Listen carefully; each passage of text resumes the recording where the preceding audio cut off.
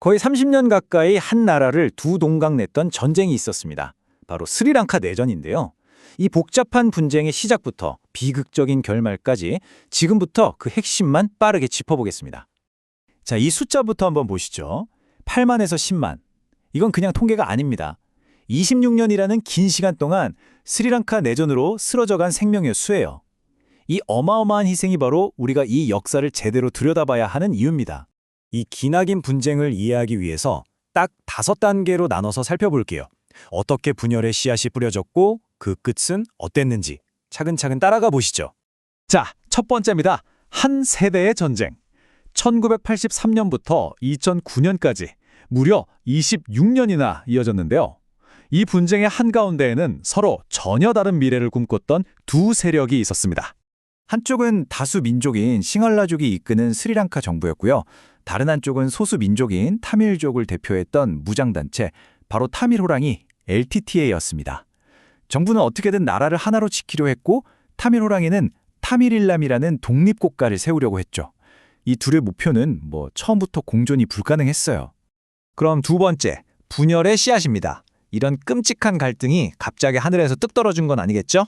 그 뿌리는 수십 년 전 스리랑카가 영국으로부터 막 독립했을 때로 거슬러 올라갑니다. 1948년에 독립하고 나서 다수파인 싱할라족 중심의 정부가 타밀족을 계속해서 소외시키는 정책들을 내놨습니다. 시민권을 빼앗고 공공장소에서 그들의 언어를 못 쓰게 하고 심지어는 대학 가는 길까지 막아버렸죠.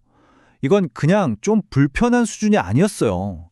훗날 총을 들게 만든 아주 깊은 분노의 시작이었습니다. 세 번째, 타밀 호랑이의 부상입니다. 계속되는 차별에 대한 분노가 결국 폭력으로 터져나왔고 수많은 타밀 무장단체들이 생겨나기 시작했습니다. 그 중에서도 단연 가장 강력하고 또 가장 무자비했던 조직이 바로 타밀일람 해방호랑이 LTTE였습니다.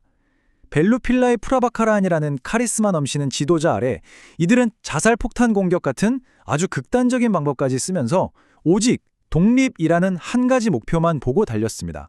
그러다 1983년 마침내 전쟁의 도화전에 불이 붙고 말았습니다. LTTE가 정부군 13명을 기습공격해서 살해하자 끔찍한 보복이 시작됐죠. 검은 7월이라고 불리는 이 반파밀 폭동으로 수천 명이 학살당했고요. 이 끔찍한 비극은 수많은 젊은 타밀인들을 LTTA 품으로 달려가게 만들었습니다. 사실상 전면전의 시작이었죠. 네 번째, 폭력의 악순환입니다. 이 검은 7월을 기점으로 스리랑카는 26년 동안 전쟁과 협상, 그리고 외세 개입이라는 정말 끝이 보이지 않는 소용돌이에 휘말리게 됩니다. 이 긴 전쟁은 보통 4단계로 나눠서 보는데요.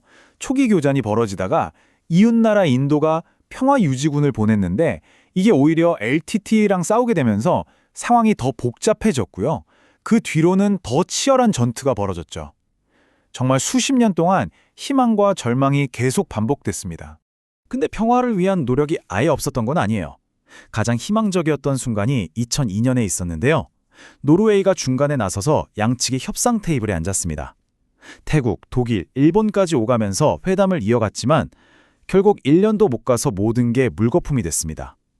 평화라는 게 정말 이렇게나 어려운 거였습니다. 이 분쟁의 파장은 국경을 넘어서기도 했습니다. 특히 1991년에 LTTE가 인도의 전 총리였던 라지브 간디를 암살한 사건은 전 세계에 엄청난 충격을 줬죠. 나중에 LTTE 쪽에서 유감을 표한다고는 했지만 이 일로 가장 가까운 이웃이었던 인도의 지지를 완전히 잃고 스스로 고립을 자초하게 됩니다.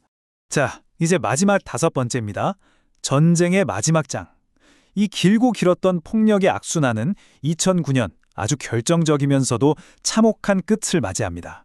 마침내 마힌다 라자팍사 대통령이 이끄는 정부는 협상을 포기했습니다.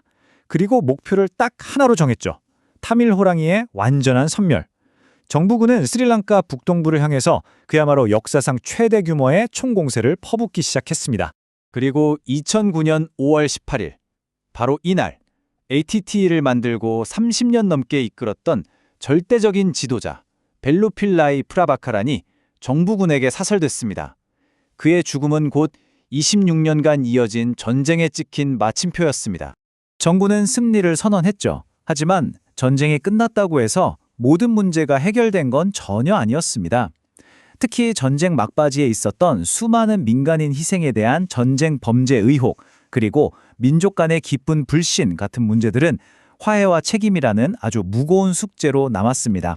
스리랑카의 이 기나긴 전쟁은 우리에게 아주 중요한 질문 하나를 던집니다. 군사적인 승리는 거뒀다. 그런데 진정으로 지속 가능한 평화는 과연 어떻게 만들 수 있는가? 결국 전장에서 총성을 멈추는 것과 사람들 마음속에 깊이 파인 상처를 치유하고 진짜 평화를 만드는 건 완전히 다른 차원의 이야기니까요.